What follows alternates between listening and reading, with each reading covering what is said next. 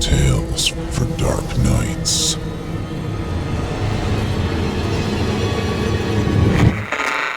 Want to make sure you never miss a Chilling Tales for Dark Nights video again? Be sure to subscribe and hit that bell to turn on notifications.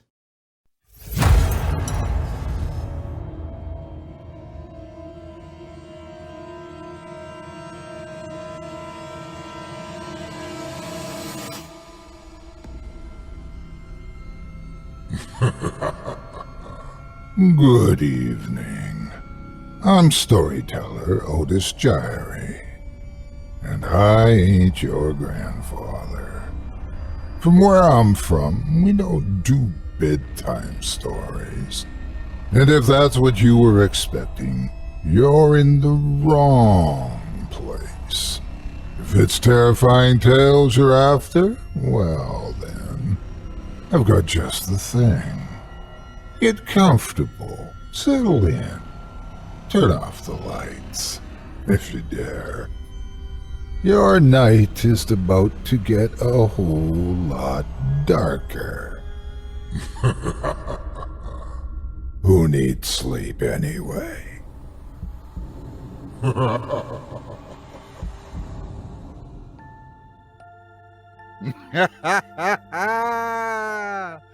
Good evening. You're listening to Scary Stories Told in the Dark. Welcome, dear listeners, to Season 10, Episode 15. I'm your host, Otis Jiry, and in this episode, I'll be performing 4 tales to terrify you, courtesy of author Christopher Howard Slimebeast Wolf, about lethal labors, deadly disappearances, suspicious success, and perilous pranks.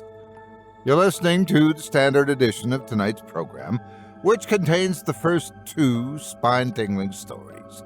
If you'd like to show your support and enjoy an extended version of this and other episodes with twice the terror, visit simplyscarypodcast.com and click Patrons in the upper menu to sign up today. Thank you for your support. Now, it's time to take a walk together down the moonlit trail. So, lock your doors, turn your lights down low, and settle in. The show is about to begin.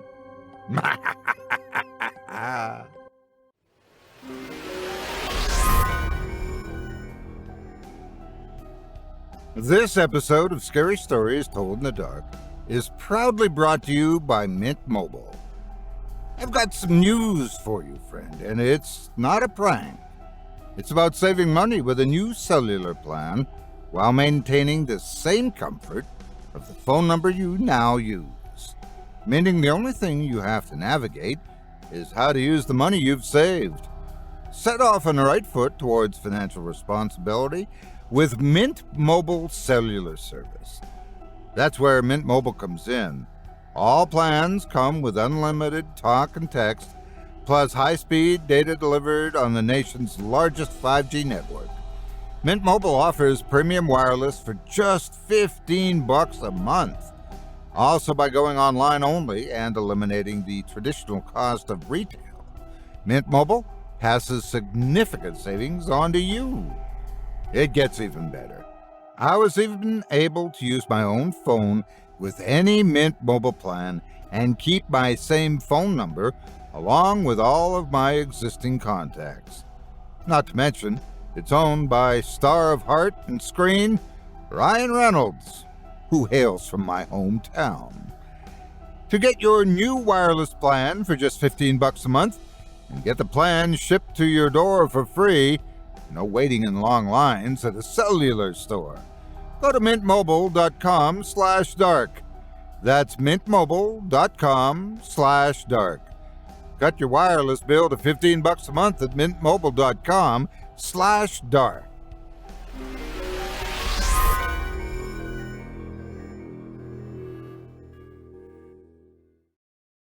Ah, the days of volunteer work. Spending those teenage years learning what things would be like when working out in the world, only without the joy of actually getting paid. In our first Christopher Wolf story, we have a young man remembering his time volunteering on a farm. but there's something not quite right about the place. Maybe it's the creepy old man who he's working for. Maybe it's the disrepair of the buildings and animals. Or maybe it's something he couldn't possibly prepare himself for. Without further ado, I present to you Waken Farm.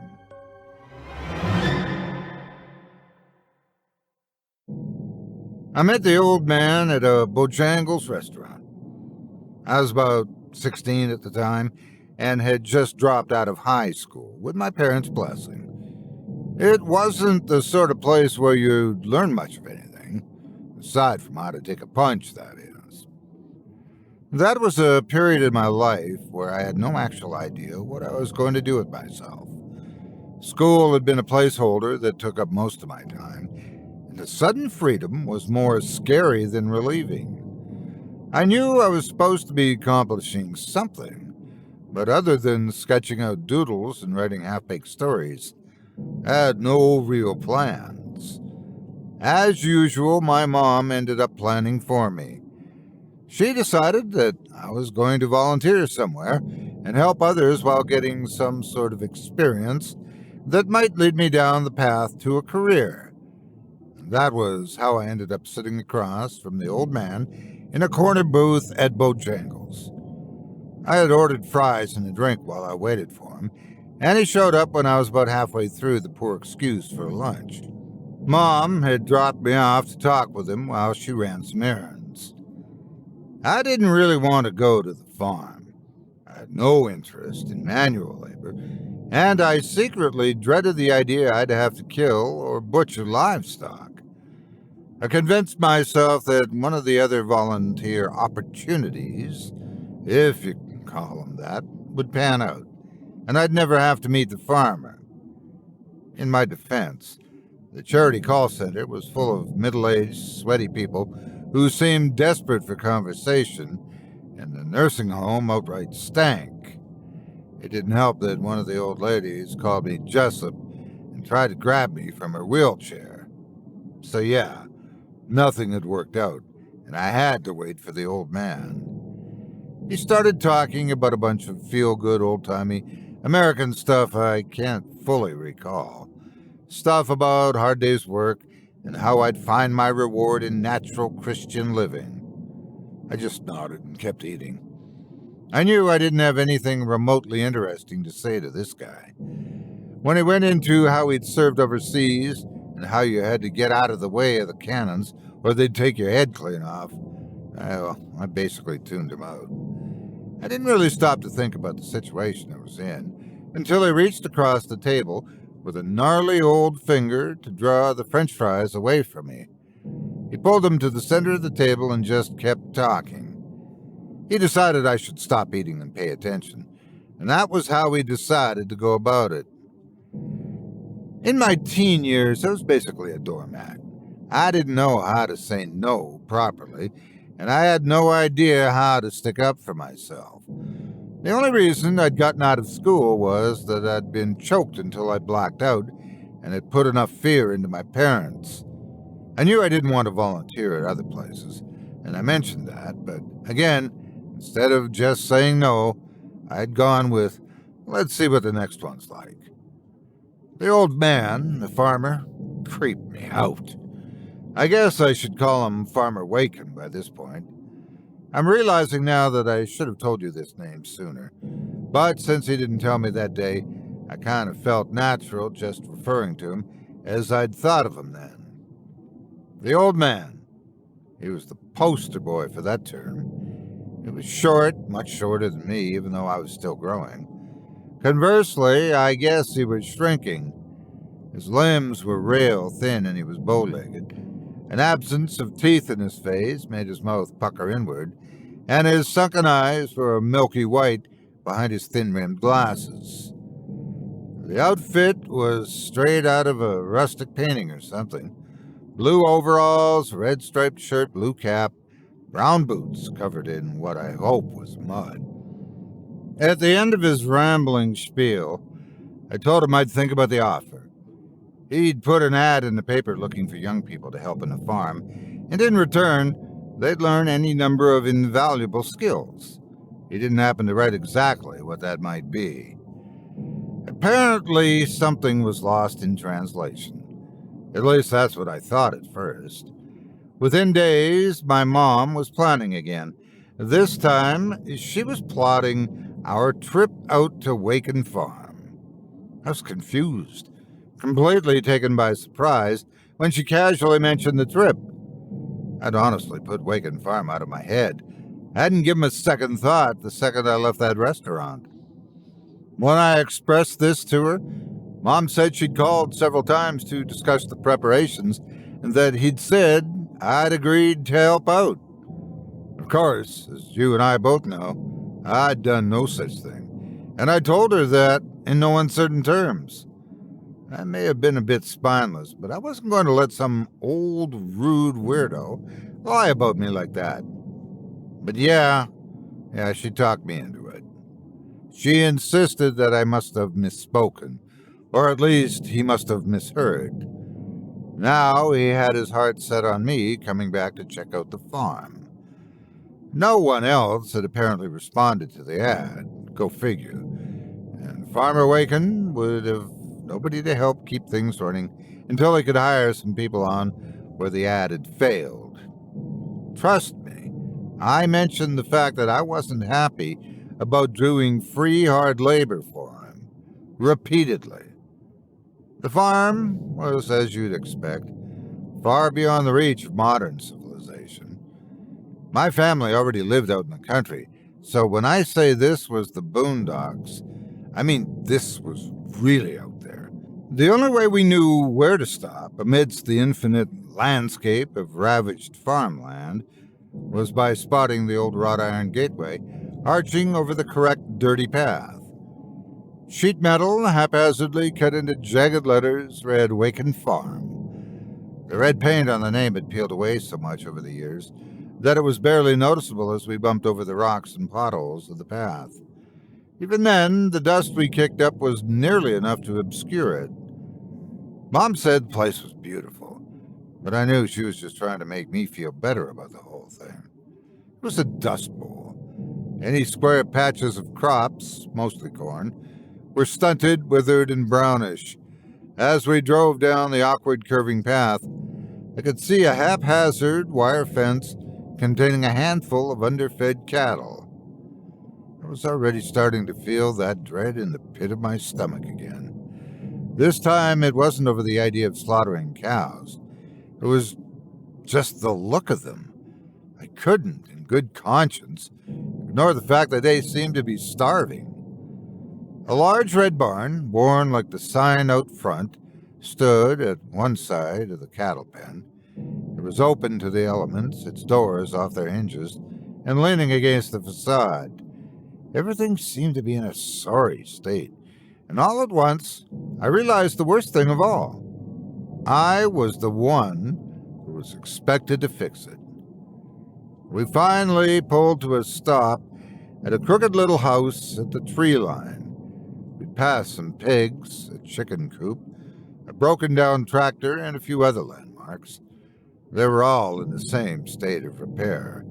Not really worth mentioning, since you most likely get the idea by now. Farmer Waken was sitting in a rocking chair on the front porch. I couldn't have pictured anything more cliched if I tried. I expected there to be an old hound dog at his side, but the closest thing to it was a ratty old barn cat that ignored us and focused on a proud rooster nearby. He got up, slowly, probably painfully, and welcomed my mother and me inside. On the way up the stairs, I could hear the crunching of bug-eaten wood. The unsteadiness of the surface put me off balance, and I fell, palms first, onto an unforgiving bed of splinters. A few got under my skin, but only one, a thick one, managed to draw blood. I howled for a moment before pulling the wedge from my hand and pressing the wound tight. I think Farmer Waken made a comment about me being clumsy, but it's difficult to say due to the shock of sudden pain out of nowhere. Mom used some gauze and hydrogen peroxide in the wound, while the farmer watched from his kitchen table and sipped a cup of something that sounded thick and disgusting. I was embarrassed by the ordeal and apologized to both adults for my stupidity. Mom assured me it was all right. The farmer didn't croak out a word. For the next hour or so, I followed the slow-moving old man around the property. Mom went back to the car while I spent some quality time with him. He showed off all the decrepit junk and half-dead animals with a casual sort of demeanor that almost convinced me the state of things was completely normal. I just wanted to get the tour over with so I could go home. When I was led into the house once again, through the back door, up the creaking steps and down a hallway to a small bedroom, I wasn't sure exactly what Farmer Waken had wanted to show me. What he said next made me feel numb and cold. It was my room. As astounding as it may be, the topic had never come up in any conversation my mom and I had. The time spent volunteering on the farm was a live-in position. I immediately knew Farmer Waken had lied again. He told her we had already discussed it at the restaurant when I had no idea whatsoever. She'd already left, dropping a suitcase off in front of the house. This was the point where I'd had enough and started to speak up for myself. It took way too long and way too much to get to that point, but the time had finally come. I loudly refused the offer and called Farmer Waken a liar directly to his face. His reaction was no reaction at all. He didn't so much as twitch an eyelid. I walked past him, out of the room and down the hall. I'd seen the old man's phone down in the kitchen and made a beeline for it. Of course, I had to leave a message on our answering machine. There was no way Mom had gotten home yet. I told her the basics, that I had never agreed to any of this, and that I wanted her to come back and pick me up. I was on the verge of tears when I hung up the phone to wait for her to either call back or show up at the door, and when I turned back to leave the kitchen, lip quivering like I was a toddler, I ran face first into someone unexpected. Tessie. I didn't know her name at that point, of course, but there you go. She was short, lean, and well-developed by anyone's standards. Her hair was blindingly orange, and unkempt only in a very purposeful sort of way. At once I was embarrassed all over again, crying, or nearly crying, in front of a really attractive girl around my age. Part of me wanted to shove her out of the way and barrel out of the house. Tessie asked if I was all right, to which I remarked something awkward and overcompensating, like, "Of course I am," or "What are you talking about?" I know what you're thinking, and no, she did not make me change my mind about staying on the farm. It didn't matter how thin her yellow dress was, or how far down it I could see, if I actually had the audacity to tilt my head forward. That wasn't enough to make me spend a single night in the garage heap they called home. No, what made me stay there was the angry phone call from Mom. The second she heard the message, she called the farm and scolded me for not only trying to get out of my agreement, but for trying to make her drive all the way back right out there after she got home. I could still hear my own simpering voice in the background. She hadn't even listened to the whole thing before grabbing the phone. I wanted to know why she hadn't even let me pack my own suitcase for the stay if she thought I knew about the deal, and she pointed out that I never packed. She noted that she always packed for me because otherwise I wouldn't do it until the last second. She was right, and that didn't make me feel any less awful. With that, I was stranded in Cornhole County with complete strangers. As it turned out, I was going to be there for 3 weeks. I'd never paid attention to the time frame because I thought I'd be making trips out every few days. And of course, I never intended to actually do it anyway. That first night in the house, I didn't sleep at all. I mean, if I did, then I couldn't tell. It's possible that sleep caught up with me for a few moments between glances at the bedroom door. I had an irrational fear that Farmer Waken was going to come into the room in the middle of the night and either forget who I was and shoot me, or do some weird stuff that I didn't even want to think about. When the door creaked open just before sunrise, I nearly screamed. Tessie poked her head in, and for a moment we just stared at each other. I was both terrified by a stranger intruding on me and relieved it wasn't the old man all at once. After that breathless moment passed, she said she was glad I was there and left just as suddenly as she appeared. The next few days were brutal. It was very obvious to me that Farmer Waken was putting the work of 3 or 4 kids on my shoulders alone. I put things together in a piss-poor manner. I did crummy paint jobs. I wrapped barbed wire until the random cuts got me frustrated.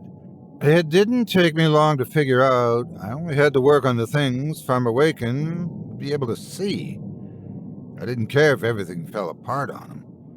As long as the facade gave the impression I'd completed a job, that was good enough. I didn't earn any of my respect or compassion by behaving so awfully in the lead-up to my stay. Tessie, his granddaughter, I assumed, was never there to help with really tough stuff. I'd catch sight of her once in a while, sewing something up or cooking for us, but the only time we crossed paths during the workday had been when she came up behind me with a sparse basket of fresh eggs and smashed one down the back of my neck before bolting away in a fit of laughter. Also, though it wasn't actual interaction, of course, there was a point where I was working up in the barn, and I could see her hosing herself off by the house. I guess that was our closest moment, though she had no idea. While I had grown to hate the old taskmaster, who was now effectively keeping me prisoner, the only thing that frustrated me more than Tessie was their cat. The frazzled, angry little thing that refused to get off the bed when I wanted to collapse from exhaustion and clawed the hell out of my hand the one time I tried to pet it. That was the only thing on the farm I actually wanted to kill, though it was only in fits of impotent anger at the end of a long day. It got to the point where I was so sleep-deprived, sunburned, and overworked that I began to think I was hallucinating. The problem began when I walked back into the house about a week and a half into my stay. The boards didn't crunch under my feet like I'd gotten used to, and I realized I couldn't remember the last time they did. When I studied the area, it looked like I'd replaced the wood and hadn't even realized it. It was like I blacked out and built a porch, something I didn't tend to do. When Farmer Waken got it into his head that he was going to check my work on the barbed wire, supposedly because he heard coyotes that might jump it, I was once again startled to see I'd apparently finished the job when I wasn't looking. Even the crappy effort I'd put in seemed to be correct by an expert. I swear, even the cows looked healthier. I noticed more and more of this as days passed by, slowly.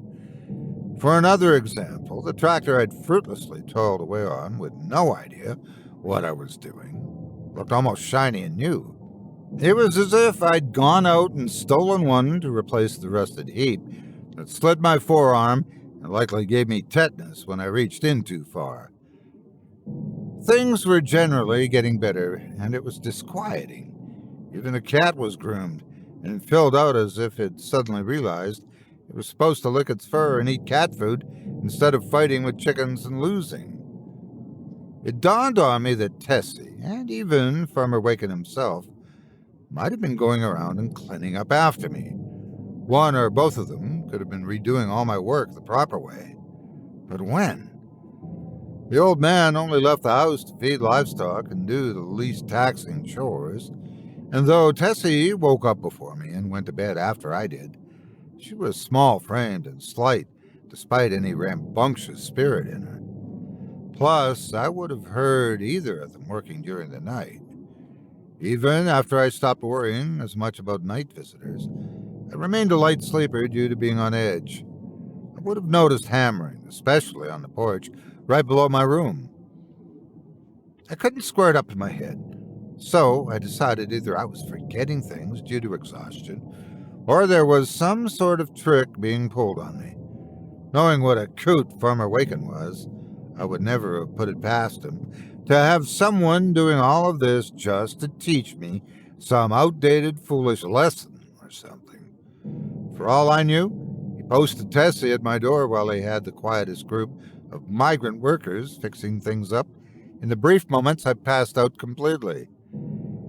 In what were to be my last few days on the farm, I got up the nerve to actually have a conversation with a girl I had now been full-on fantasizing about. She was sitting by a small pond just a short walk beyond the trees, somewhere I had followed her to once before, though again I was pretty sure she hadn't noticed. For whatever reason, she went there to cry. She was surprised when I called her from the undergrowth, her orange mane splaying out as her head turned suddenly. Her gasp turned to a smile within moments, however, as she told me she'd been waiting for me to get up the guts and sit with her. So, I assumed that she had actually noticed. I couldn't get straight to the point of things. I knew I was going to ask her about the phantom repairs, but not just right off the bat like that. I had to work to it since we'd essentially never had a real conversation until right then. We talked about the farm, Tessie's favorite music, and even Farmer Waken, and how much she wanted to get away from his dictatorial behavior and away from the house. Apparently, I was far from the first young man that had been brought out for free labor. The peak amount was 5 boys at once, but as time went on, fewer and fewer teens were willing to be suckered in. In fact, there'd only been one young man as of late, and he'd left a full 2 months before I had arrived. The way Tessie talked about him, I could tell that he hadn't been nearly as shy with her as I was. Even though she didn't say anything at all about liking him, I could see exactly how it had been.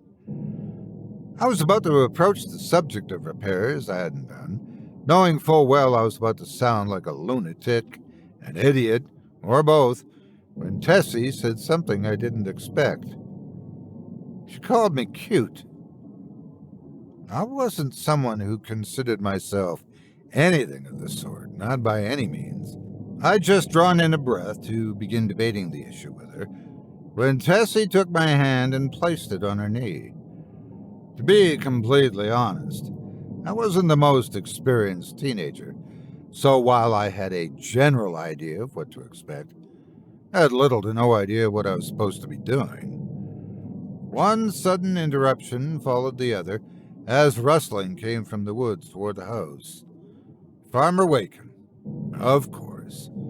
He called out for me, then Tessie, and asked why no one was working on the barn or sewing his black socks.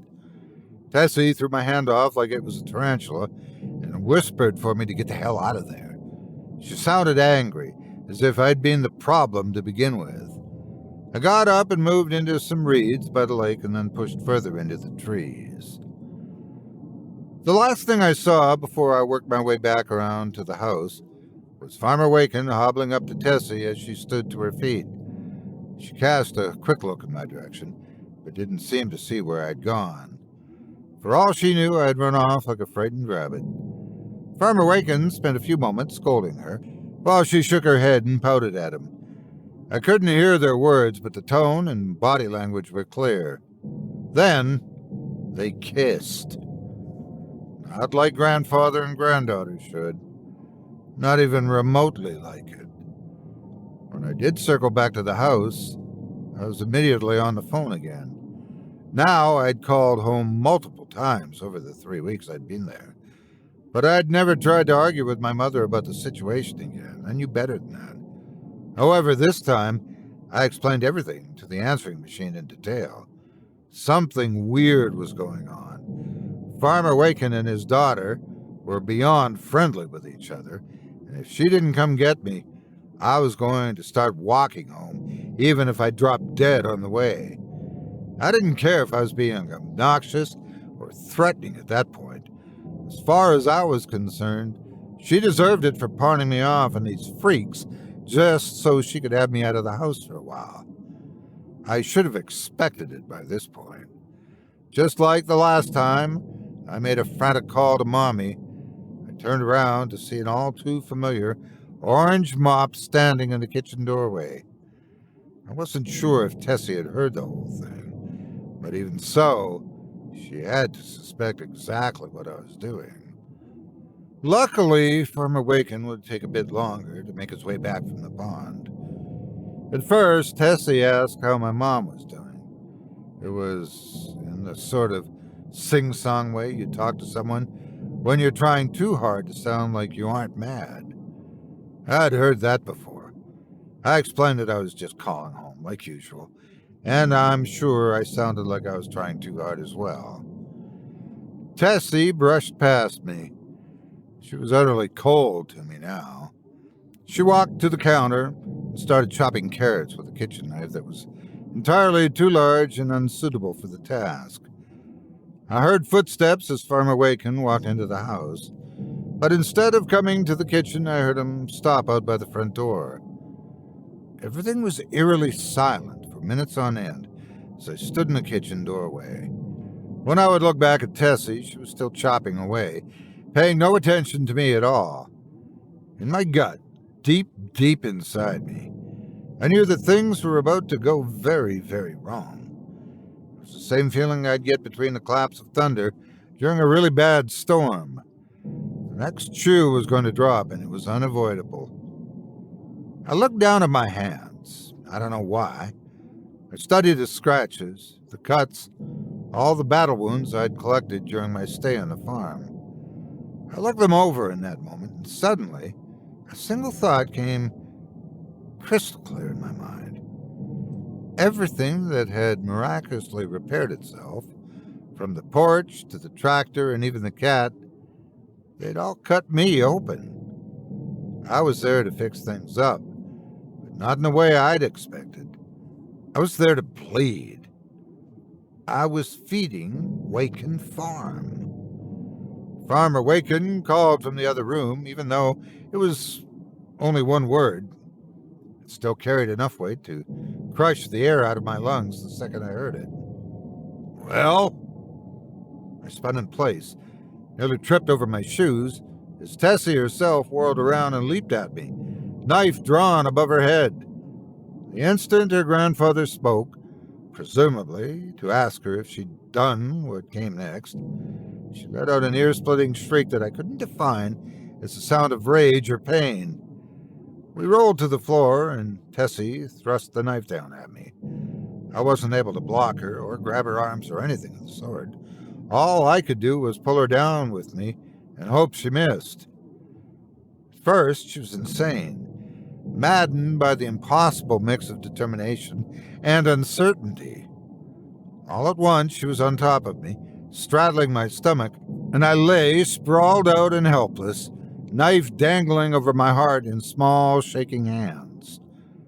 Thinking quickly, or not thinking at all, my hands moved to her, not with force or hatred, though it was all I could do to contain the natural urge to fight. I knew that one wrong move would put a metal wedge somewhere close to my heart. Staring her dead in the eyes, no doubt displaying every ounce of fear in my soul, I felt for her legs, her thighs, and waist. I held her like I imagined a man would if I had been anything close to one before that moment. I could taste her tears.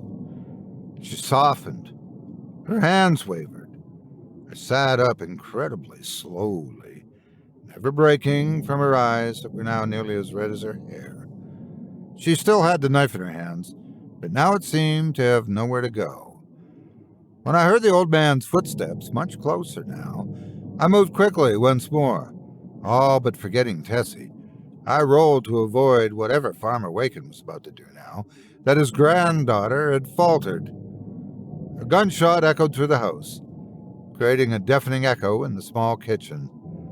I'd moved just in time to save my life. Just in time to doom her. Farmer Waken turned pale, whiter still than he'd already been, as he stood in the kitchen doorway. He dropped the smoking hunting rifle to the worn carpet and stared at Tessie as she lay bleeding out. She was still silent, almost a perfect doll, if not for the gushing red patch that had been in her delicate throat. The old man screamed. He dropped to his knees with a crack, and I'm positive he broke bones in the process.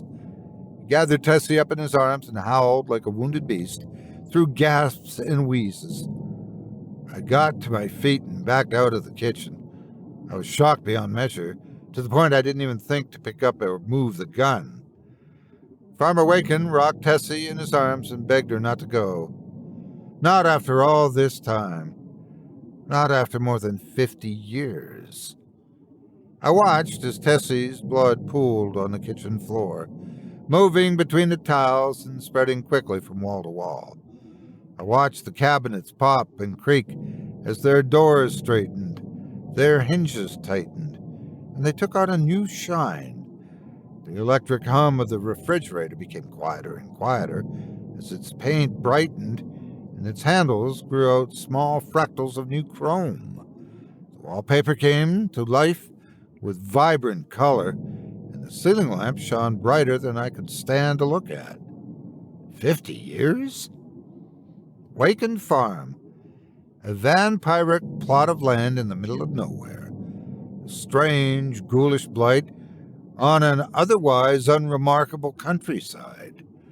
Waken Farm, a place young men go to shed blood, sweat, and tears. 50 years. Tessie wasn't Farmer Waken's granddaughter. She was his wife. I ran from Waken Farm. It might be typical to say I never looked back, but I looked back constantly.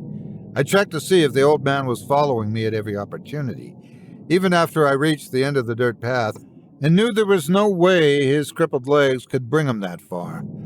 I wasn't going to assume anything by that point. Every time I looked back over my shoulder, the house was newer. The first thing we did when Mom arrived at the Iron Gate was to call the cops at the nearest mom-and-pop gas station. Luckily, she believed me about the supposed incest, and now about the attempted murder followed by the actual accidental murder. Some state troopers came out and we actually had to show them where Waken Farm was. They'd never heard of it, despite working in the area. The troopers left us at the end of that dusty dirt path as they radioed for emergency services and took off toward the house, toward the plume of smoke. The house burned to the ground, and all of us knew Farmer Waken had done it. They found Tessie's remains in the house later on. We had to find out from the local TV news, rather than the authorities themselves. The old man had apparently dragged himself outside after starting the fire and drowned himself in the pond out back. I looked into Waken Farm, even though Mom insisted I shouldn't. Under the premise of studying for school, I was able to look up some newspaper articles that seemed loosely related to the place. There wasn't very much, and the information that did exist was mostly innocuous. However, I did find one thing that made it all click for me. I found something about the boy that had been staying at the farm before me, the one Tessie seemed to speak fondly of. It was an obituary. I still think Tessie loved him. I imagined she was an old woman then, tied to an unromantic and cruel husband who stranded them on a hellish farmland that disturbed her. She probably would have never acted on it, but I bet the boy reminded her of a time when she was happy. Some part of me wants to think that she warned him. She didn't want him hurt. She didn't want him paying a price of pain for their upkeep. I think Farmer Waken found out and killed him. Made it seem like an accident. After all, the cause of death was a fall from the very barn I'd been working on. I think Tessie found him, held his body, didn't care that his blood was all over her. I think that boy gave her back her youth, and by then she didn't want it. Hell, maybe it really was an accident. There's no way to know for sure, and maybe my own disdain toward the old man was clouding my judgment. I don't know if Tessie tried to kill me because they were desperate to cover up what I discovered, or if my death had been planned all along. Did Tessie's change show Farmer Waken that a big enough sacrifice could do the same thing for him? Had it taken 2 months for him to bully, threaten, or even abuse her until she broke down and agreed to kill? When the police were done with the scene and everything was about to be auctioned off, there was a final bit of gossip to come out of Waken Farm. Someone, or something, had left nothing but debris in place of the structures. The crops had turned to dust. The animals were reduced to bone. No one here wants to talk about it, and now that I've spilled my guts like this, neither do I.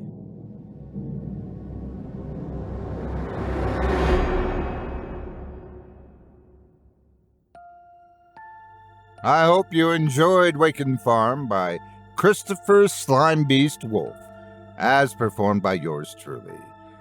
If you enjoyed that tale and would love to read more from tonight's very talented feature author, you can help him by supporting him and visiting at simplyscarypodcast.com/slimebeast. That's simplyscarypodcast.com/SLIMEBEAST. There you can find ways to his writing as well as his various video projects and other numerous offerings. Books, videos, Reddit hostings, narrations, you name it, he has ways of making your sleep less than comfortable. If you do decide to stop by the profile, please leave Chris a kind word and let him know you heard about him on this show. And Otis sent you. It would mean a lot to me.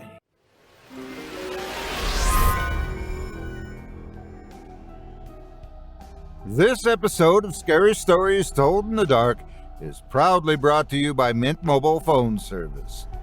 We spoke earlier about the benefits of switching to Ryan Reynolds' new cellular service company called Mint Mobile. Well, as our network assistant pointed out earlier in the year, it's also a perfect plan to have your children on. Because face it, the kids are growing older now, and technology is ingrained younger and younger each generation. Mint Mobile offers efficient and dependable wireless service for phone, as well as internet for an affordable price that even a preteen can afford. I admit that I've seen a difference since I've switched. Add the security of being able to reach your child while they're not at home, while helping them feel connected technologically like their peers. What's better is it's the first company to sell premium wireless service online only, giving your child the responsibility to view and manage their own phone plan. And again, Mint Mobile lets you maximize your savings with plans starting at just $15 a month. Let their introduction to the world of bill paying start with an amount that's affordable to earn and maintain, no matter where you live in the United States. More so, with Mint Mobile, you can choose the amount of monthly data that's right for you or your family and stop paying for data you never use. Switch to Mint Mobile and get better premium wireless service, again, starting at just $15 a month. Less money on your phone plan saves you more money for other things. Saving money doesn't always have to mean sacrificing or going without. Don't be caught off guard like Pete. Take control of your financial future starting now. To get your new wireless plan for just $15 a month and get the plan shipped to your door for free, go to mintmobile.com/dark. That's mintmobile.com/dark. Cut your wireless bill to $15 a month at mintmobile.com/dark. Thank you for your support and for supporting our valuable sponsors.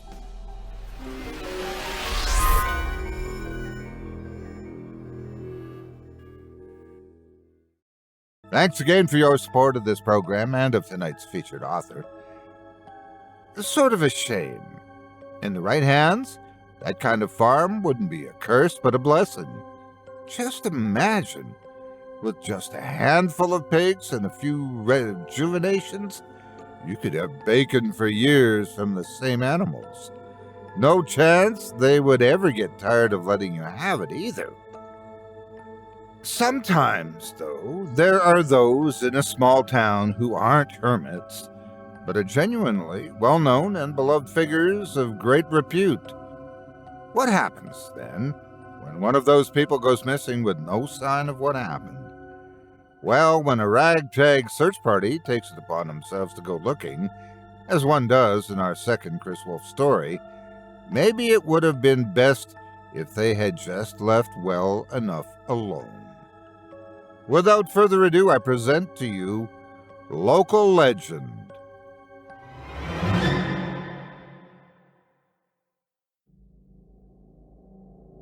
Leonard Sky was a bit of a local celebrity in the absurdly small town where I grew up.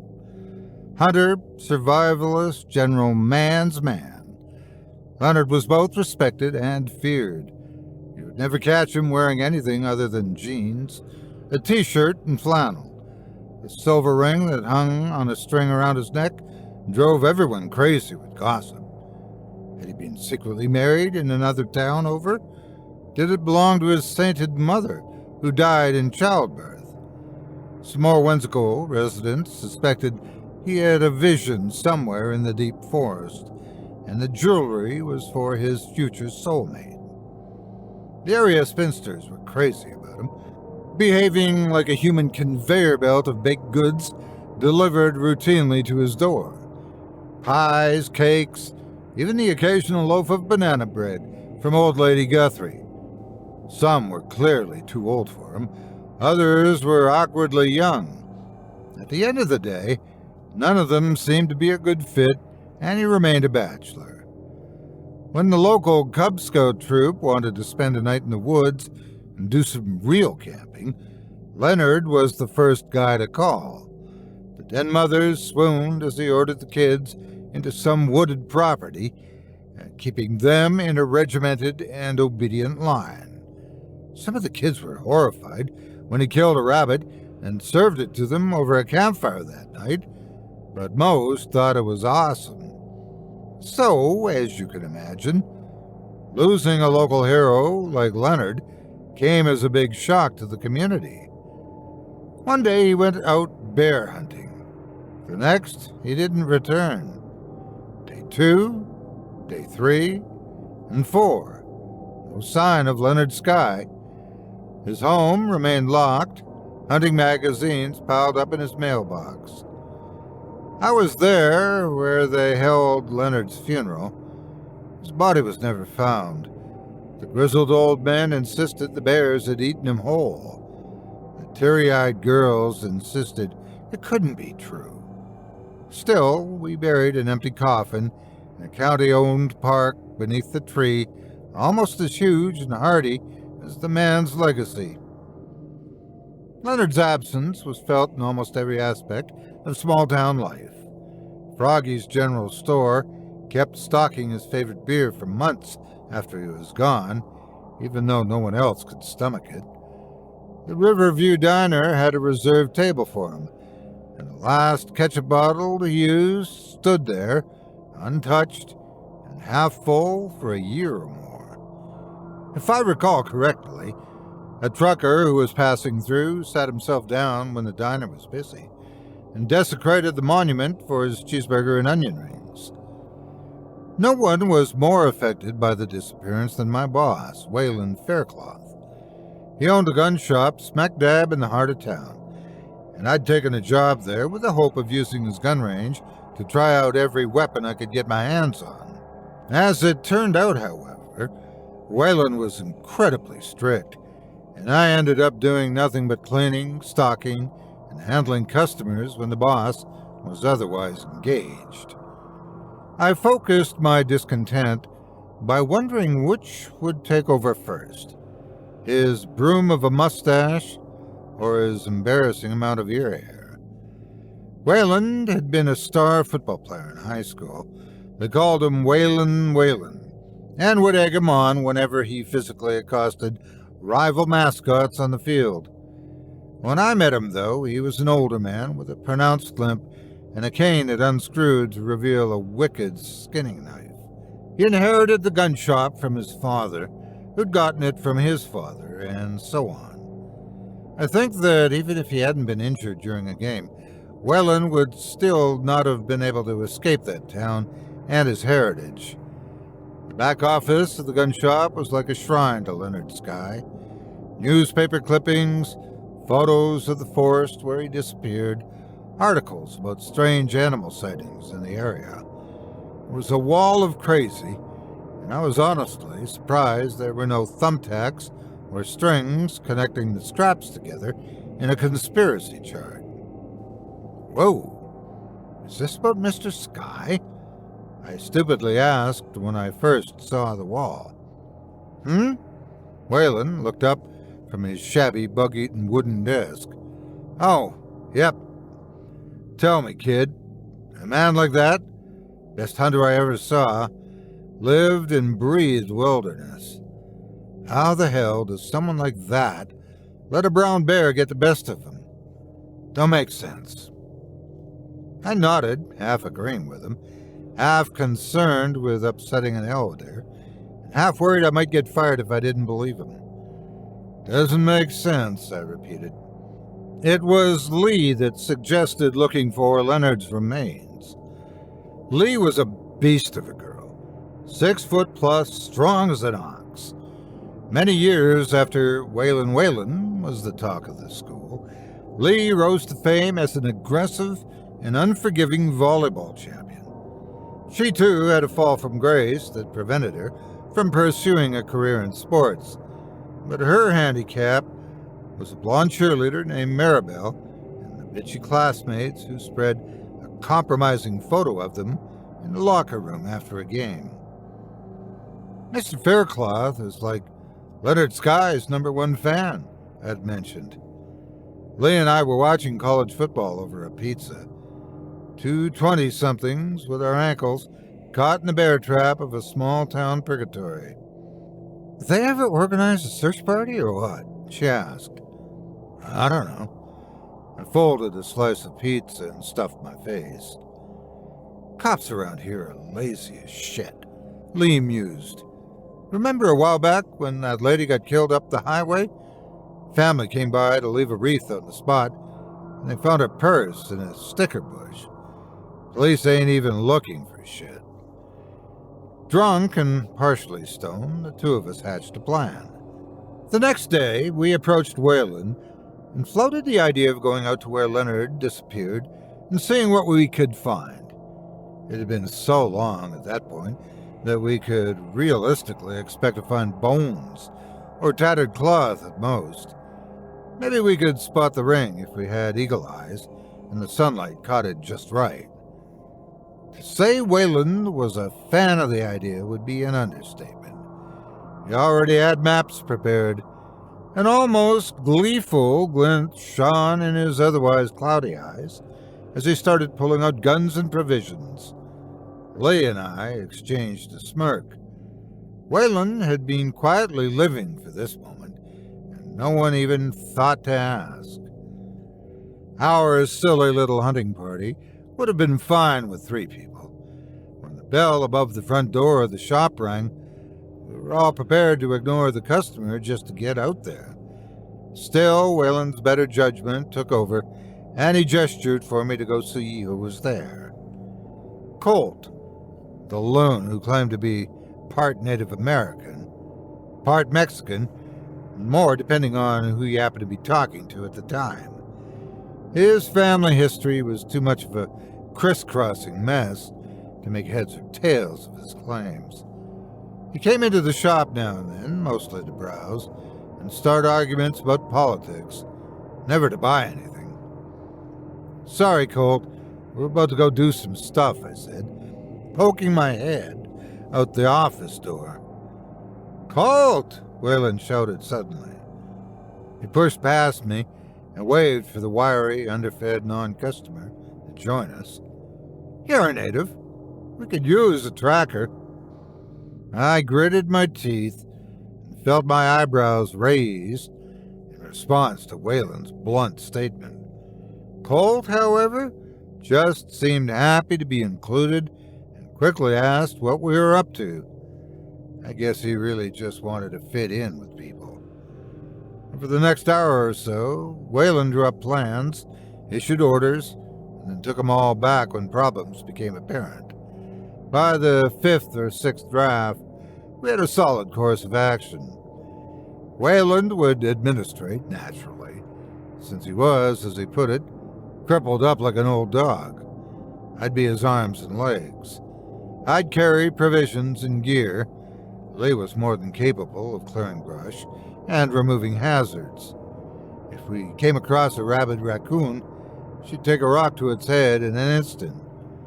Colt would be there to read the land, supposedly, but I had the feeling he'd mostly concern himself with getting worked up about the government and who really pulls the strings. The spot where Leonard Sky entered the tree line was no secret. There'd been a meeting about closing the path off to the public due to the danger, but in the end, it felt disrespectful to someone who encouraged everyone to try camping out at least once in their life. We left in the early morning hours. Surprisingly, no one was late. I showed up last, even though I made sure to arrive 10 minutes before the agreed time. Everyone had a different idea of search and rescue attire. Waylon was wrapped up in layers with a fur-lined coat. Lee had already tied her shirt around her tree trunk waist. Her black sports bra required for nothing other than modesty. Colt was wearing a fringed leather jacket and a ludicrous hat with a pheasant feather. It wasn't exactly legal for us to be carrying Waylon's guns, but Lee was right. The police were nothing to be afraid of, unless you were an out-of-towner who might pay their way out of a citation. We trudged through the harsh overgrowth. Our spirits started high. We were excited to become part of the legend, even if none of us realized it at the time. Those spirits slowly dimmed, however, with every cut and bruise that marked our bodies. The thickening tree canopy and gloom of archaic forest also did well to bring a growing sense of doom. As things came into focus, we each separately realized we were treading on the ground where a very real man had met a very real death. It was late afternoon when we came to a clearing. We'd circled and weaved through the area carefully, following Waylon's plans to the very detail. If there had been anything to find, we would have discovered it. No question. What if he ran away from it all? Lee mused as we reached the center of the clearing. I dropped my backpack and rubbed my aching shoulders. Colt sat down on a log and brushed the angry termites from his lap rather than get on his tired feet again. That sounds possible. I cleared a gnat out of my throat with a cough. Small town, everyone knows each other. Someone like him, so important to everyone, it'd be easier to just disappear one night than say goodbye. No one would let him go. Waylon, refusing to rest, thrust the point of his cane into the log, breaking away rotted splinters and causing Colt to jump. He would never leave like that, Waylon insisted. Never. He loved this place, and this place loved him. Sneaking away? In the night? That's a coward's way. I'll thank you not to speak ill of the dead. Kidnapping, Colt added. I guarantee you he knew too much. Saw something he shouldn't have. Look at this clearing. Could set a black helicopter down here easy. Zip zip, you're in, and out before anyone knows you're here. I rolled my eyes and bent down to pick up my pack. Crack! A gunshot. I felt a sudden chilling breeze of a bullet as it moved past my head. If I hadn't ducked at that exact moment for the sole reason of getting my pack, I would have been killed instantly. Oh, crap, Lee shouted. Dumb son of a bitch, Waken growled, waving his hand and hobbling in a circle as if trying to signal whoever had shot from the tree line. Do we look like a herd of deer? Crack! Everyone jumped in shock as the second gunshot rang out. Instantly, we knew it wasn't a mistake anymore. Someone had tried to kill me. Colt doubled over slowly, slumping forward and dropping from the log with a sprawling thud. Blood instantly started pooling around his head. A sickening spurt of crimson gushed from a fresh hole in the back of his partially exposed skull. Jesus Christ! Waken screamed in horror. He was stupefied, staring at Colt's body as it violently twitched in the grass. Lee and I flanked him, each grabbing an arm as we carried him off his feet and ushered him to the ground behind the log. Stay down, Lee snapped. It's not a hunter. It's not a hunter. Colt was right, I whispered, a cold chill tingling up my back and raising the hair on my scalp. It's the goddamn government. Waken shook his head and blinked a few times. Either he was coming out of shock, or he was in a sort of shock that dulled his sense of fear. We're in a bad spot, he stammered. Laid out behind rotted firewood. He's already creeping up on us, I guarantee it. Soon as he has a good angle, we're dead. What'd we do? I croaked, dread quickly closing my throat. Lee lifted her shotgun and checked it to see if it was still loaded, as if that would have changed at some point. Taking her cue, Waken dug the fancy yet mostly useless revolver from his thick jacket. With shaking hands, I lifted my hunting rifle and cocked it, ejecting a perfectly good bullet out of the chamber. Waken gave me a side-eye glance, but didn't call me on the thoughtless mistake. Prepared to face our would-be killer, but still filled with the fear of our own mortality, we each waited for someone else to make the first move. There was no plan, not anymore. I didn't know if we were going to fire at the mystery man, or if we'd make a run for it. I didn't know in which direction we were supposed to run. Now! Lee shouted, sliding herself out from beside the log and firing 2 rapid shots into something I couldn't see. Waken fumbled a bit, pulling himself up over the log, following suit with 6 wild pulls of the trigger. Once again, I was the last one. I peeked carefully over the log, focusing my vision down the scope of my rifle, of Waken's rifle, technically speaking. I saw what they shot at. Through the scope lens, I saw the dark human-like form standing in the clearing about 30 feet away. It was tall, thin, draped in the fetid pelts of random animals. The rot-flecked skull of a buck, an 8-pointed trophy to be sure, sat over his head like a twisted helmet. In its hands, a rusted, weather-worn rifle with mangy tails tied around the barrel. The thing fired again, taking out a chunk of the log as Lee rolled away and into the open. I centered my shot and pulled the trigger, sending a bullet directly through the left eye socket of the skull with a spray of black mist. Don't get me wrong, it was a very lucky shot. The creature reeled back from the impact, but didn't seem to be in pain. I studied it in awe, surveying its awkward, gnarly body through the scope. Then I saw the ring. A silver ring, suspended by string, worn around the beast's neck. Guys! I swallowed hard. It's him! It's him! The ring! Waken instantly yanked the rifle away from me and balanced it on the log, pressing his own eye to the lens. I watched, confused, as a tear beaded up in the wrinkles at the corner of his eye and slowly rolled down his spotted cheek. Within seconds, Waken was crying. Loud, halting sounds of choked sadness rose from his chest and escaped from between his gritted teeth. "What are you doing?" Lee asked as Waken dropped the rifle and stood, as best he could, in full view of the monster.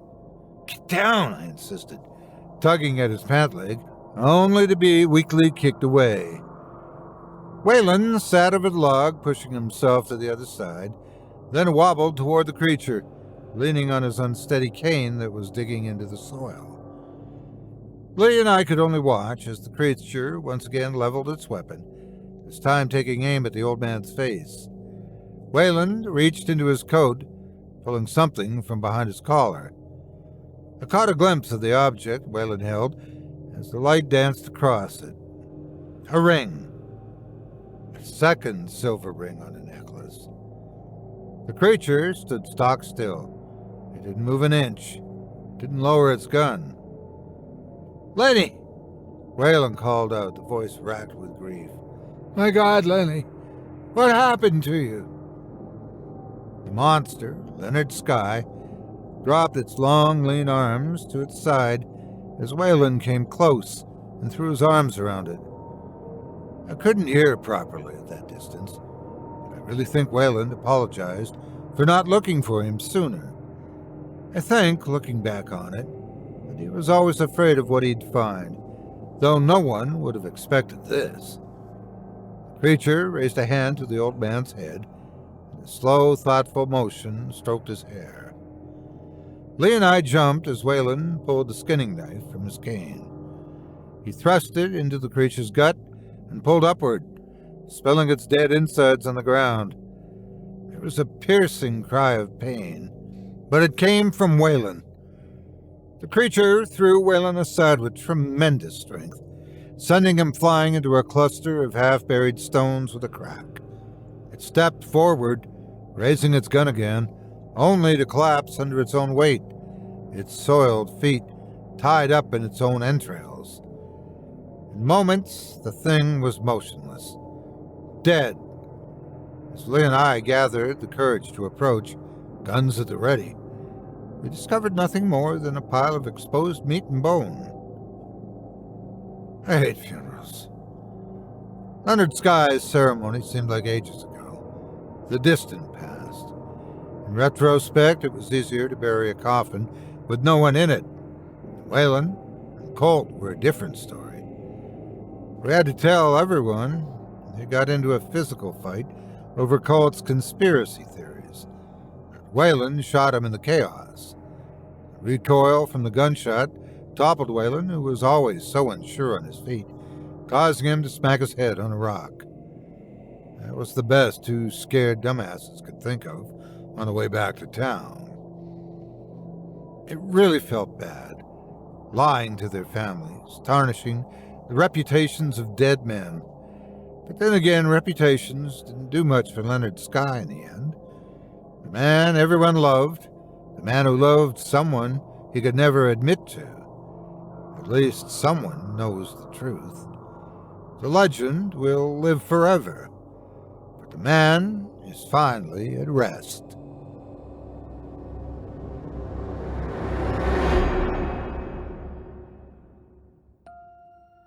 I hope you enjoyed Local Legend by Chris Wolf, as performed by yours truly.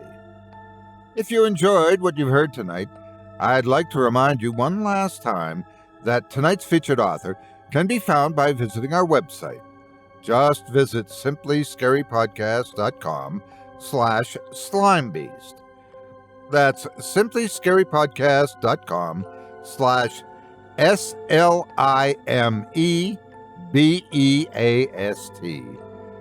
There, he'll encourage you to check out his website, www.slimebeast.com, for stories, books, videos, and more than enough content to keep you awake and busy long after the sun starts to come up.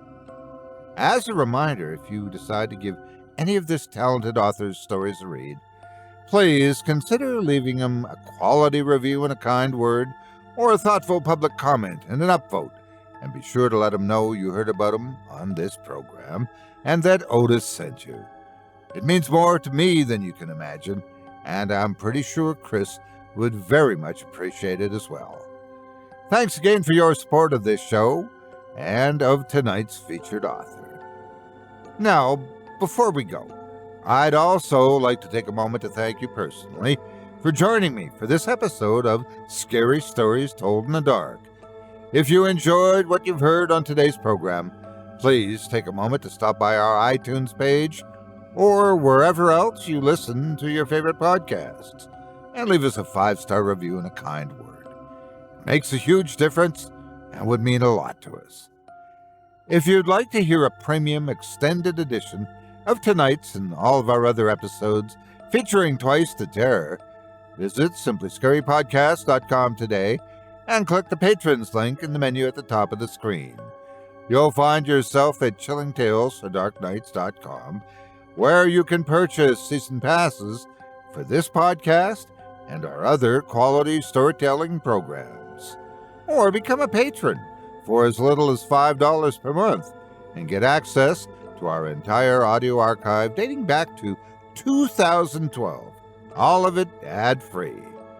If you happen to use Facebook, Twitter, Instagram, or YouTube, you can follow and subscribe to Chilling Tales for Dark Nights there, where you'll get all of our latest updates and new releases and have the chance to interact with us each and every week.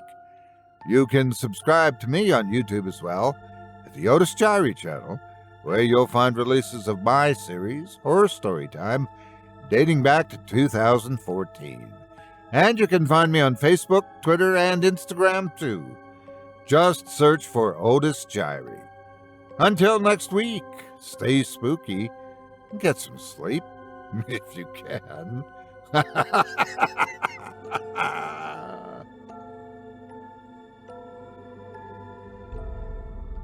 Thanks for listening. You've been listening to Scary Stories Told in the Dark, a production of Chilling Entertainment and the creative team at Chilling Tales for Dark Nights, and a proud member of the Simply Scary Podcasts Network. Visit simplyscarypodcast.com today to learn more about our network and our other amazing storytelling programs. Tonight's program was hosted, and its featured stories performed by yours truly, Otis Jiry. Selected stories have been adapted with the kind permission of their respective authors. Original music provided by Luke Hodgkinson and Jesse Cornett. Sound design and final mixing and mastering provided by executive producer and director Craig Groshek. Program's artwork and logo by David Romero. If you're looking for some fresh tales on a daily basis while waiting for the next podcast, check out my YouTube channel, the Otis Jiry channel, and my extensive collection of narrated tales there. Simply search on YouTube by my name, and you'll find me. And don't forget to subscribe and press the bell notification icon to get my latest releases. Got a scary tale of your own that you'd like performed? I take submissions. Email it to me today at otis@simplyscarypodcast.com to have your terrifying tome considered for production in a future episode of this show. That's OTIS@simplyscarypodcast.com. If you've enjoyed what you heard on tonight's program and are joining us on your favorite podcast app, subscribe to us to be sure you never miss an episode, and leave a 5-star review and a comment. Your feedback means a lot to me. You can also follow Chilling Tales for Dark Nights and yours truly on Facebook to connect anytime and get the latest updates on this and other programs and my channel. If you're listening on the Chilling Tales for Dark Nights YouTube channel, do us a favor and hit the subscribe button and the bell notification icon for ctfdn as well to get more spooky tales from me and the crew and another episode of this program each and every Wednesday. And don't forget to hit that thumbs up button to tell us how we're doing and leave a kind word or a request. And don't forget to visit us at chillingtalesfordarknights.com and consider supporting the team by becoming a patron. In addition to helping us out, you'll get exclusive access to our audio archive and ad-free downloads of all your favorite stories, including those you've heard on this program. As for me, I'll be back next Wednesday with more terrifying tales to keep you up all night. But that's all right. Who needs sleep anyway?